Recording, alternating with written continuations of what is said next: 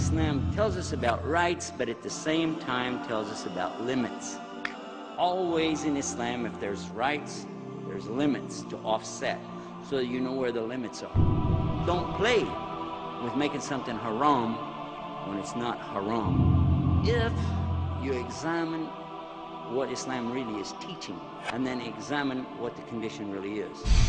If we ignore reality, this is suicide.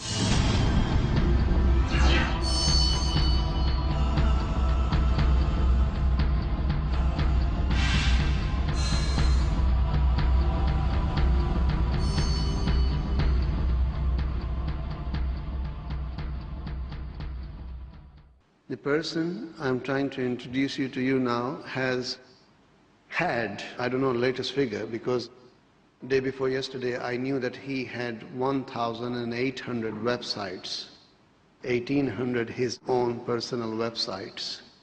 And when I introduced him like that, he said he's gone to 1,806. So at that point I realized that overnight he bought 6 more Islamic websites.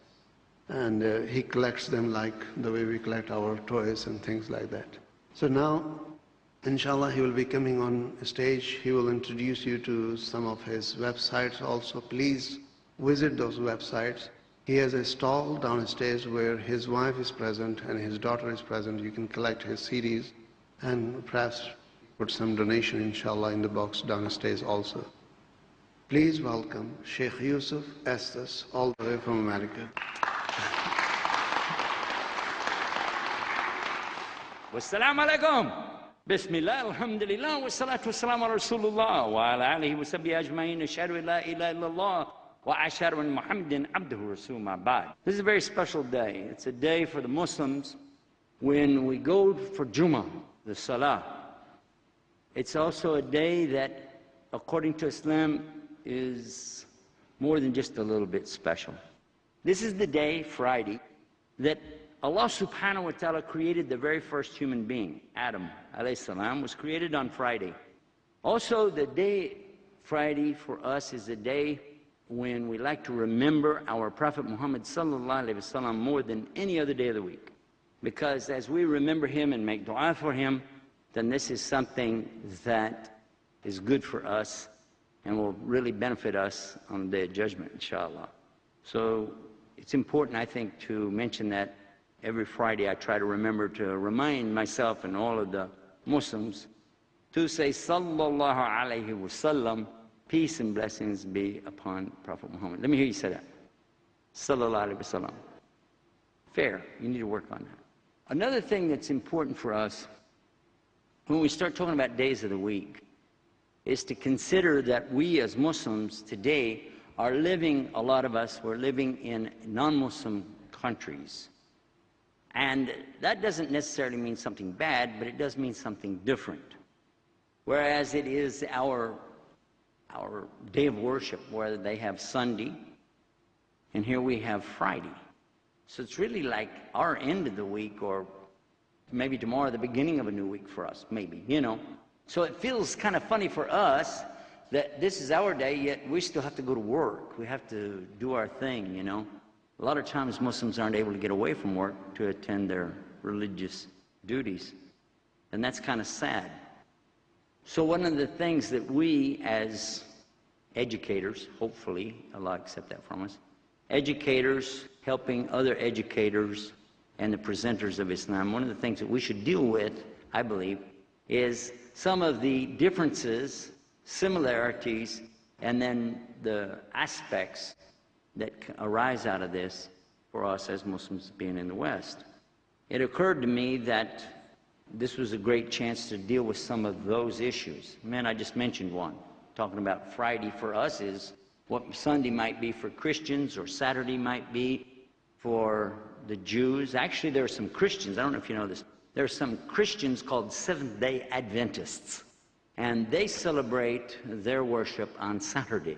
They uphold the commandment in the Old Testament, the book of Exodus, and also in the book of Deuteronomy, where it calls on them in their 4th commandment, I believe it is, it tells them that they have to honor the Sabbath and keep it holy.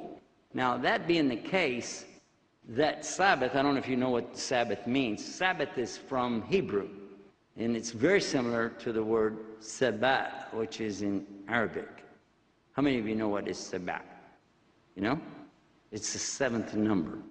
If you said Wahid, Ithneen, Thalatha, Arba, Khams, Sitta, Sabah, exactly. So that'd be number 7. For them, and they understand it to mean that that's the 7th day of the week. And they're starting counting with Sunday being number 1. Sunday, Monday, Tuesday, Wednesday, Thursday, Friday, boom, Saturday. So that's why some of the Christians uphold that and still worship on Saturday. But coming back to us, here we are having our day of worship on Fridays. What should we do? And what should we do about the many things that occur for us with regard to our religion living in other places, other than Muslim countries? So this, for us, is something it really is serious, and at the same time, it's not that difficult. It's a matter of understanding where you are and what's going on around you.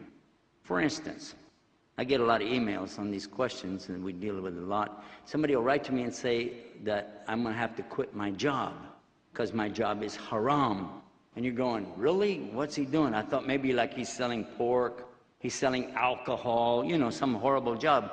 And I said, well, what is the job? I need to know. He said, well, because I'm working in an engineering firm. I say, well, what are you doing that's haram in an engineering firm? He said, well, we design, cages and things for boxes. And so, well, what's that why is it haram? He said, because they won't let me go pray on Friday, so my job is haram. I said, no, the job is not haram.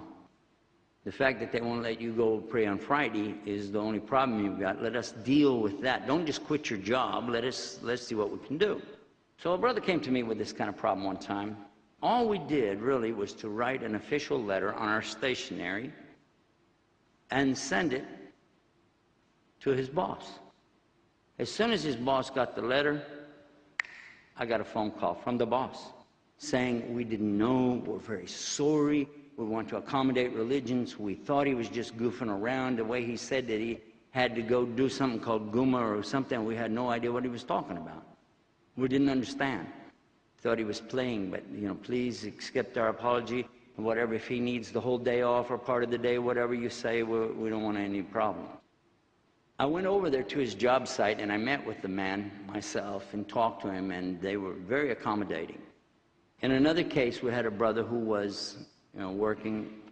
He just got out of prison, and we were happy that he got a job right away as an athletic instructor in one of the local youth groups, a Christian youth group. And then he said his job is haram and he wants to quit. And I said, why? The last thing I want to do is see an inmate who just got out of prison quit his job, because he's going to have huge problems and have to explain a lot. And so I asked him, what's haram about your job? He said, well, because I'm a swim instructor, one of the things I do is teach swimming, I have to wear a bathing suit, and that's haram. I said, a bathing suit is haram for a boy?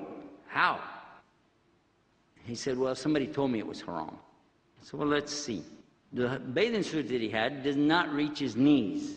We have something called the aura. You know the aura? It should be covered from the navel to the knees on the men all the time. It should never expose any of that area in between the navel and knees. I said, well, let me go talk to your employer. And after a brief talk, he said, oh my God, if it's your religion, it's not a problem. You can wear a longer garment. He said, you can wear a pair of blue jeans. I don't care. Just be sure that it covers a certain area too. They don't want to have something that, could be a problem. So I said, no, this is all. We just want to be sure that it's covering the proper area. And they said, well, we know that a lot of people will wear blue jeans and they cut them off, and the strings get tied up in our filters in the pool, and it's caused a problem. As long as he'll hem it really good, we don't care. So again, it solved the problem. I'm giving you a couple of examples just for you to think about it. A lot of the things that we see as a big deal, a big problem, our youth also see as a big problem. It's not that big of a deal if you examine what Islam really is teaching, and then examine what the condition really is. All too often, we try to make a problem where one doesn't exist. And in other cases, there may be a bit of a problem, but it's not near the size or the magnitude that a lot of people want to present it as. Let's look at another case. People will ask us all the time about music. I'm going to ask you to think about something. Is music haram? Is it haram? Or no? Or maybe? Or somewhere in between? And in every group that I address, I can get all of these answers. Some will say, haram, brother. Some will say, no problem. And then another group will be like, well, sort of, kind of, I don't know. Here's something to think about. I want you to put this in your mind when you think about our deen. Islam, as it involves us with Allah, is our relationship with Allah. And Islam, as it involves each other, is our relationship with each other. Even though it's clear that the word means our relationship with Allah, because Allah has ordered us to have respect and give rights to others, then it also is how we are with each other. So our Islam is each other too. Let's look at that and think about it. Islam is teaching us there's a balance. You want your rights, don't you? You want your rights. You want your right. You want yours, yours. Everybody wants his rights. You want yours, don't you? I'm a citizen of such and such a country. I want my rights. You hear people scream like that all the time. You hear people also say that, you know, I'm a woman. Ladies say that, not men. Shouldn't say that. They say, I want my rights, women's rights, yeah? And men want their rights. A driver going down the road, he wants his rights. The driver on the right has a right of way. Is that it? It's what we have in the States. So if you think about it, if all of us could have all of our rights, there would be a problem. According to me, what I want for my rights, and what you want for your rights, and you, and you, and you, and everybody, we would want more, really, than what would be in a balance. That's why Islam tells us about rights, but at the same time tells us about limits. Always in Islam, if there's rights, there's limits to offset, so you know where the limits are. Got that? And all of the things that we're going to talk about in this little lecture are going to deal with that topic, about a balance between what's rights and what's limits. Think about this. Allah says in the Quran, and it's real clear when He talks to us, so you hear it every Friday. This being Friday, I'll bring it up to you again. The Imam almost always will read this to you from Surah An-Nisa. A'udhu billahi minash shaitanir rajim. Bismillahir rahmanir rahim. And then he'll read to you the very beginning of the 4th chapter of the Quran. Ya ayyuhan nas taqu rabbakum alladhi khalaqakum min nafsin wahidin wa khalaqa minha zawjaha wa batha rijalan kathiran wan nisa wa taqallaha tasaaluna bihi wal arham inna Allaha kana alaykum raqiba. And this, and most of you know the meaning of it, but I'll run over it real quick for the English. It's telling all the human beings, regardless if you're Muslim or not, to have respect and fear of your Lord, who created all of you from Adam, as we mentioned on Friday, and from Adam, his wife. So Eve comes out of Adam. She literally was a bone taken out by Allah and made into his mate. And from these two, Allah brought forth many men, many women. And then Allah says, and fear Allah, and He changes it from Rabb, meaning Lord, to Allah, by whom you always demand your mutual rights. I want my rights, and that's our subject, that's why I mentioned that. Allah is the one everybody swears, when you go to court, for instance, you swear by God when you start out that you're going to tell the truth, and you want your rights. Or you swear by God that you're innocent, and you want your rights. Everybody is swearing by God and they want their rights. But very seldom do you hear anybody say, I swear by God, I want this guy to have his rights too. You don't see that. If you went into court, could you imagine something? They would probably think you were nuts to go in front of the judge and say, you know what, Your Honor, my friend and I, we have a big dispute going on, but I want to be sure he gets his rights whether I get mine or not. I don't think anybody's going to say that, do you? Huh? I doubt it. Yet that's what Allah is asking us to do. Allah is asking us to give that kind of consideration in all things. So let's watch and think about it. In Islam, we have rights, we have limits, but all of these things have adjustments that can be made to them. All of it, except one. Allah's right to be worshipped alone without partners. This has no exceptions whatsoever. There's no exception to that rule. Always, all worship, devotion, thanksgiving, prayers, the salat, everything is only for Allah. Only. And there's no exception to that in any case. If that's violated, and Allah is clear on that, by the way, same chapter on Nisa, chapter 4, verse 48, I think, is where you'll find Allah says, He does not forgive people to make partners with Him in worship. A shirk, but anything less than that He can forgive. And that's what I'm basing my talk on, is that subject. Anything less than that, Allah forgives. And in addition to that, He also provides for exceptions to rules. Let's look at a rule just so that we don't have to drag this on and turn it into a seminar. It's just supposed to be a short talk. There's a rule in Islam that we take from the Quran many times where Allah says, harama. It's forbidden, haram, for you to eat laham khanzir, pork, pig meat, bacon, lard, or anything related to the pig and the pig's flesh. Don't eat it. Is that true? Muslims don't eat pork, and we know Jews also don't eat pork. We know that, right? What if there's nothing else to eat? What if there isn't anything else to eat and you will die?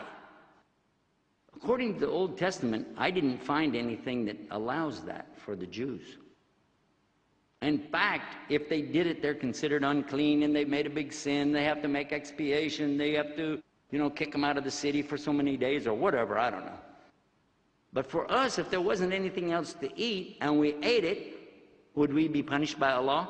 No, because Islam is teaching us about the ruqsa, concession, that Allah makes during a time of durura, necessity. So, if there's a necessity in this case, no food, you can eat the pork. True? Yes or no? Yeah. And no sin on you. You don't have to make up for it. Nobody considers you went out of Islam, you became kafir. No. You ate. And you can eat all you want until other food becomes available. Yes? Just don't pig out. It helps if you laugh at these stupid jokes. I mean, it makes the day go quicker, okay? So, alhamdulillah. Now, let us consider some of the other things that are perhaps not as profound, but still there's something there. What about music? We're coming back to that. Is it forbidden in Islam or not? How will we know? Let us examine another proposition that comes along from Islam, which teaches us that everything in the world, the worldly matters, is open for you unless it is specifically forbidden. Got that? That's one side of a coin. Remember, we said balance. What's the other side of the coin? The other side is that anything in worship, not the worldly matters, but worship matters, all of it's forbidden, except what you specifically have evidence for on the other side. Got it? So you cannot make up some way to worship Allah and think that He's going to like that when He clearly made it very evident for you in the Quran with His statement, Al-Yawmul Akmaltu Lakum Dinukum wa Atmamtu Alaykum Ni'mati wa Raditu Lakum Islam ad-Dina. That statement of Allah says, more or less the English, on this day have I perfected for you your way of life, often mistranslated as religion, but it's your whole way of life, and have conferred upon you ni'mati, my biggest ni'mah, biggest favor, and have chosen for you to submit to me in true and complete peaceful submission. Al-Islam. So therefore, because He said it's perfected, you can't add to it. Did Allah ask you in the Quran to make a special day every year to set aside for a birthday for Prophet Muhammad sallallahu alaihi wasallam? No? Oops.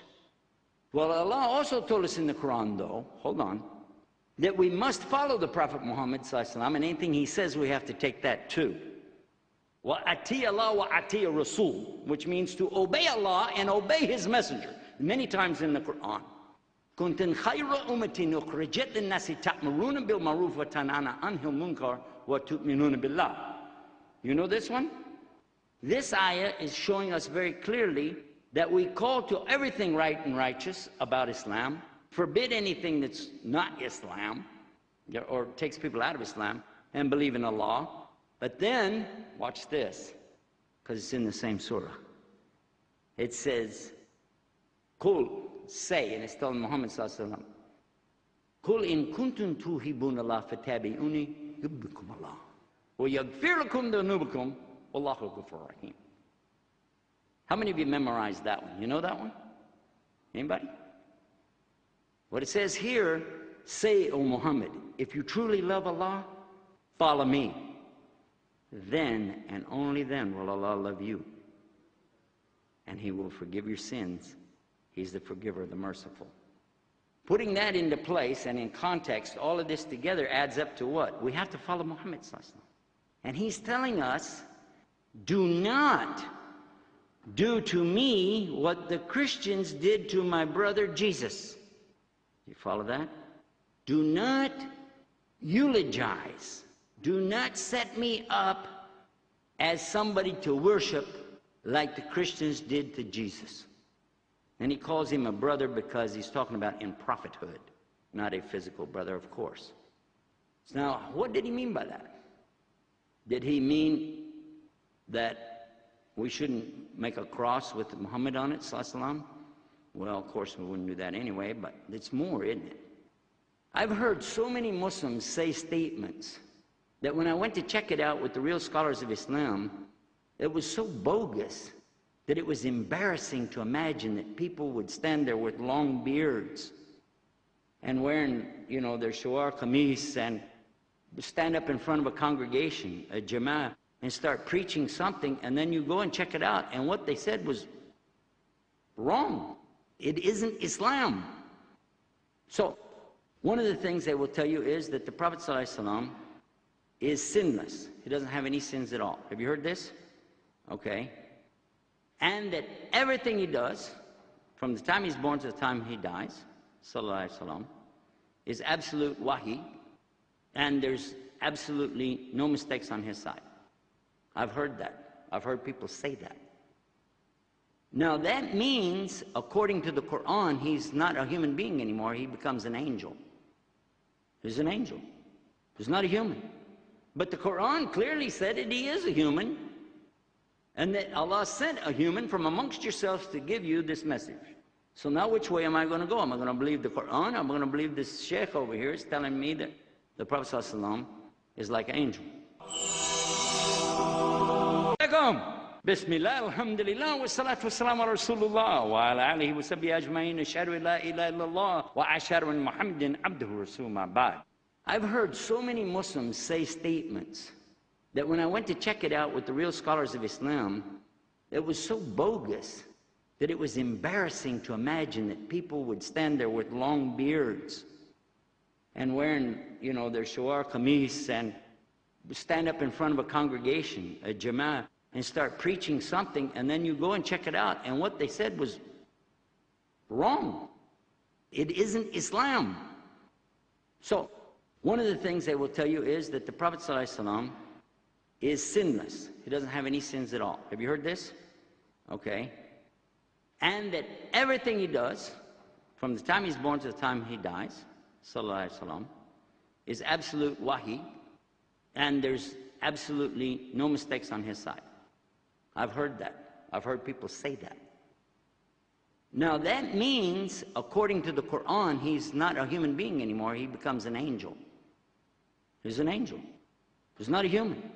But the Quran clearly said that he is a human, and that Allah sent a human from amongst yourselves to give you this message. So now which way am I going to go? Am I going to believe the Quran? I'm going to believe this sheikh over here is telling me that the Prophet ﷺ is like an angel. He has to be able to make some kind of mistakes, otherwise why would he say astaghfirullah more than 100 times a day? And why would he tell his wife that Allah had forgiven him for his future and his past sins if he didn't have any? That doesn't make any sense, does it? And then again, why in the Quran would Allah say to him, Abasa wa tawala? He frowned and turned away. If you know Surah Abasa, chapter 80, it's real clear that Allah is admonishing Prophet ﷺ because he did what? He made a mistake. He turned away from a blind man who came to ask him a question about Islam, but he wanted to make dawah to these non-Muslims, and Allah is saying, never mind about them. Take care of that new Muslim that came in. And by the way, that's a subject that we really are weak on today. And then in Surah At-Tahrim, when Allah subhanahu wa ta'ala questions the Prophet ﷺ, why do you make haram something which I didn't make haram? And Allah gets real tough on the Prophet ﷺ, chapter 66, if you want to look it up. Because he had made honey haram, because he misunderstood. His wives were just teasing him, playing a game with him, saying that his breath smelled bad because he ate honey. Then it come to find out they were joking around playing a game. He got pretty upset about it because, of course, because Allah admonished him. But it was to teach us don't play with making something haram when it's not haram. And that's back to our subject, isn't it? Also at the same time, don't make something halal that's not halal. What'll happen if you do? Same thing. Why? We'll go back to the Quran again one more time. Go to chapter 9, Surah At-Tawbah. Look at chapter 9, verse 31, and see right there real clear what Allah is telling you, that the Jews and Christians took their rabbis and monks as partners with Allah. That's what it says. So you know what happened? Shirk, exactly. They were making shirk. But Adi ibn Hatim, who used to be Christian, he said to the Prophet ﷺ, they don't do that. They don't, they're not worshiping those guys. Prophet ﷺ said, oh, yes, they do. He said, do they accept halal from those guys, but Allah made it haram? And do they accept haram from these guys, but Allah didn't make it haram? He made it halal? He said, yeah, they do that. And Prophet ﷺ said, in that way, they worshipped them. This is why when you sit with the real ulama, the real scholars of Islam, and I have, alhamdulillah, many times in many different countries, I never found one real scholar who ever was in a hurry to give a fatwa about anything. I never met one who was in a hurry to say, haram, brother, halal, brother. And how many of you heard of Yusuf Qaradawi? You know who's Yusuf Qaradawi? Yes. He's probably one of the most well-known of all the scholars on the planet today. And although you may not agree with his rulings on things, I want to tell you a statement that he said. Dr. Qaradawi said in one of his writings that any of the scholars can make something haram. They could, if there's a question mark is what he's talking about. If there's a question on an item, it's easier to say, haram, brother, and stay away from it. Because on the day of judgment, then, at least I kept you away from something, but it could have been halal, but I wasn't sure. He said, but it's real hard to say halal on these questionable matters, because what if it was haram? You follow that? When I was in Egypt, I had the beautiful opportunity to sit with a very knowledgeable person in Islam. And he doesn't like for anybody to give him any advertising, so I won't mention his name, nothing like that. It's just that I really respect all of our teachers so much, I can't help but mention at least some reference to them and ask Allah to accept it from him. But he gave me a beautiful statement in English that I never forgot, which basically sums up everything I've said up to this point. Everything in the life that you go out here and do, in the worldly matters, everything you want to do, as far as Allah is concerned, is halal for you, unless it's specifically forbidden. But everything in worship is totally haram for you, unless it's specifically ordered, mandated, or permitted by Allah and His Messenger. Now, some examples, and then I'm going to talk about some of the areas where we get confused. An example of worship that you don't play with. Everybody knows Maghrib Salat is how many rak'ah? 3. Yes, for Maghrib. Okay. Fajr. How much for Fajr? 2. No doubt, right? And how about Dhuhr? Asr? Isha? And you're from all over the world. You guys are from everywhere, yes? And we still all agree on that. It doesn't matter if they're Shiites from Iran or Deobandi from Pakistan or if they're whatever. All Muslims know this is basic. So if somebody said, you know what, I feel real holy today, let me go ahead and double up. I'd like to pray 4 rak'ahs for Fajr, 8 for Dhuhr, 8 for Asr, 6 for Maghrib, and 8 more tonight for Isha. Wow! Nobody would accept that, would they? What they would tell you? Go ahead and pray what's due, on time, the regular way, but if you want to pray some extra, you're welcome to pray all you want to. 2 by 2 by 2, as much as you like. Yeah? No problem. So we see right away an innovation that wouldn't be acceptable. Like somebody who said, well, you know, fasting in the day is kind of hard for me, but why don't I fast at night? When the sun goes down, I'll start fasting. When it comes back up, I'll quit. Good idea? I can sleep through it all. We do that through Ramadan anyway. But we know that's not acceptable. We wouldn't do that. So these are some examples. Now let's look on the other side. When it comes to areas that are open, can we use a microwave oven? Can we drive a car? Can we fly in an airplane? Every time something new came, like an automobile, flying in airplanes, all these things, whenever something new came, Muslims ran to their scholars. They went to their imams, their mulanas, and they said, is this haram? And I don't blame them. It's good to go and check. It's okay to ask. Unfortunately, a lot of them said, yeah, it's haram.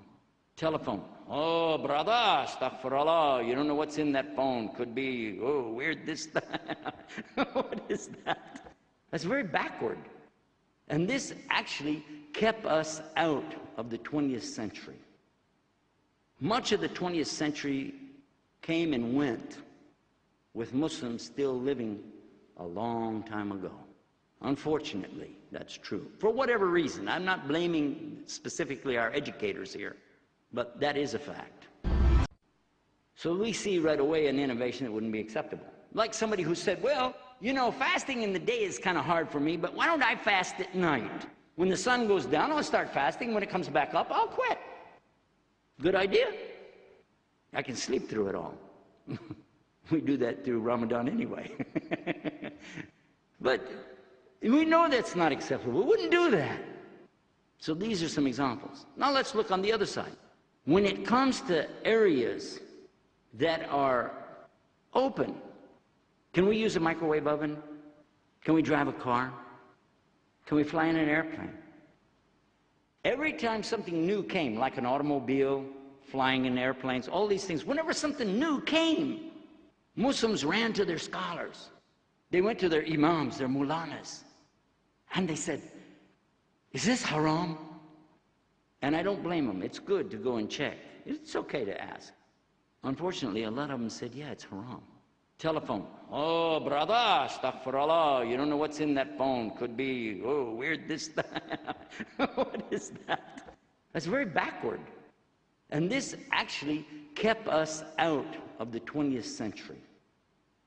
Much of the 20th century came and went with Muslims still living a long time ago. Unfortunately, that's true. For whatever reason, I'm not blaming specifically our educators here, but that is a fact. And today, now we're in the 21st century, and Muslims are all around the world. It's really eminent for us today to take the responsibility to learn what this deen really is all about and be sure to pass that on to next generations. Otherwise, this could cause a serious problem for Muslims in the future. Our youth, they have a right on us. They have the right to know what Islam really teaches. And they have a right to know how to think about the reality of where they live. I'm going to sum up a couple of points. I didn't answer your question about music on purpose because I want to keep your attention. But I want to sum up with a couple of points. Today I visited with our youth here in the building and other places, and I asked them some questions. Our youth, by the way, are the best of the kids on the earth today. I love all kids, but Muslim kids are the best. They really are. Yet I found from them, the kids that I've visited with, as much as they would like to know Nobody has really sat with them and given them the opportunity to pick up the real deen. We have our so-called Mawlanas and Khatibs standing on mimbars giving speeches in Arabic, Urdu, Bengali, different languages every Friday, and those kids have no clue what it's about. All they know is I got to put a kufi on my head, I have to wear something that looks like a dress, and I'm going to go with my father, my grandfather, my uncles, and I have to do this, but without a clue why. Then when they go to school during the week, unfortunately most of our kids are going to public school, therefore they can't dress like that. Even if the school let them, they'd be laughed out of the building. Some of our girls, by the way, even though they can wear the hijab, when they get to their locker, they take it off and put on a ball cap or something else because they just don't want to be embarrassed with that in school, and they have no idea why they're doing it anyway. That's a reality. And this is why I mention it to you. If we ignore reality, this is suicide. This is not a joke. There's something that's imminent in front of us, and all of us are responsible for it. And that's why we're talking about this subject of educating our educators. Let me come to a couple of points and wrap it up. First of all, our kids are the future of Islam. It's not an option for you or me. It's our responsibility. Regardless of what anybody else does do or doesn't do, you and I both have to say, this is my responsibility. I'm going to do the best I can with what I've got. And I'm going to ask Allah to guide me and guide my kids, because we really need this. Then we need to seek competent teachers who can communicate with our youth. I don't just mean language. I mean get down where they are and speak to them on their level. When I talk to our kids, I don't try to address them as a college professor. I don't talk to them about my degrees or how much money I made or any of the rest of it, because this is, what has that got to do with it? What they want to know is, what's up? Or like they say, what's down with that? I'm not sure which way to go, up or down, but in any case, I try to talk to them so that they realize, okay, this is somebody that I can talk to, that'll listen to me and understand where I'm coming from.